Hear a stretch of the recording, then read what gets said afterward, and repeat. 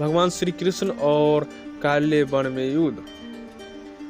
काले वन जन्म से ही ब्राह्मण लेकिन कर्म से असुर था और अरब के पास यवन देश में रहता था। पुराणों में इसे मल्लेश का प्रमुख कहा गया। काले वन ऋषि शेषीरायन का पुत्र था। गर्ग गोत्र के ऋषि शेषीरायन त्रिगत्र राज्य के कुलगुरु थे।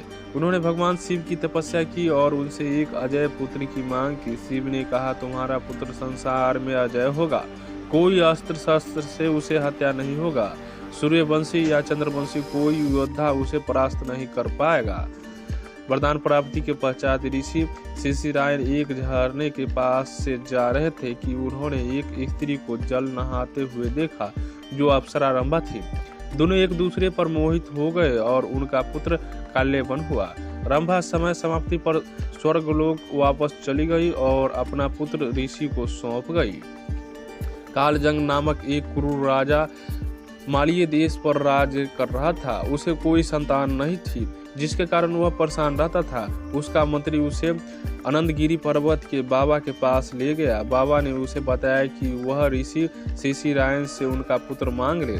ऋषि शेषीरायन ने बाबा के अनुग्रह पर पुत्र को कालजंग को दे दिया। इस प्रकार काल्यवन यवन देश का राजा बना। उसके समान वीर कोई न था। एक बार उसने नारद जी से पूछा कि वह किससे युद्ध करे जो उसके समान वीर हो। नारद जी ने उसे श्री कृष्ण का नाम बताया। राम के कुल के राजा सले ने जरासंध को यह सलाह दी कि वे कृष्ण को हराने के लिए काल्यवन से दोस्ती करे। काल्यवन ने मथुरा पर आक्रमण के लिए सब तैयारियां कर ली। दूसरी ओर जरासंध भी सेना लेकर निकल गया। काल्यवन की सेना ने मथुरा को घेर लिया। उसने मथुरा नरेश श्री कृष्ण के नाम संदेश भेजा और काल्यवन को युद्ध के लिए एक दिन का समय दिया। श्री कृष्ण ने उत्तर में संदेश भेजा कि युद्ध केवल श्री कृष्ण और काल्यवन में हो, सेना को व्यर्थ क्यों लड़ाए। काल्यवन ने स्वीकार कर लिया। अक्रूर जी और बलराम जी ने श्री कृष्ण को इसके लिए मना किया। तब श्री कृष्ण ने उन्हें काल्यवन को शिव द्वारा दिए वरदान के बारे में बताया और यह भी कहा कि उसे कोई भी हरा नहीं सकता। श्री कृष्ण ने यह भी बताया कि काल्यवन राजा मुचकुंद द्वारा ही मृत्यु को प्राप्त होगा। एक बार मंधाता के पुत्र राजा मुचकुंद देवताओं की सहायता के लिए दानवों से युद्ध करने देवलोक पहुंच गए थे। उन्होंने देवताओं का साथ देकर और दानवों का संहार किया, जिसके कारण देवता युद्ध जीत गए। तब इंद्र ने उन्हें वर मांगने को कहा। मुचकुंद ने वापस पृथ्वी लोक जाने की इच्छा व्यक्त की। तब इंद्र ने उन्हें बताया कि पृथ्वी और देवलोक में समय का बहुत अंतर है, जिस कारण अब वह समय नहीं रहा। अब तक तो तुम्हारे सभी बंधु बांधव मर चुके हैं, उनके वंश का कोई भी नहीं बचा है।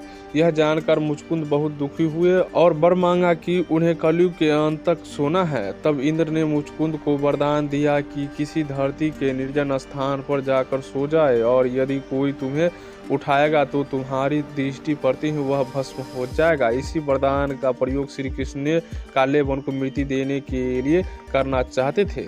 श्री कृष्ण और काल्यवन का संघर्ष। जब काल्यवन और कृष्ण में द्वंद्व युद्ध का जय हो गया तब काल्यवन श्री कृष्ण की ओर दौड़े। श्री कृष्ण तुरंत ही दूसरी ओर मुंह करके रणभूमि से भाग चले और काल्यवन उन्हें पकड़ने के लिए उनके पीछे पीछे दौड़ने लगा।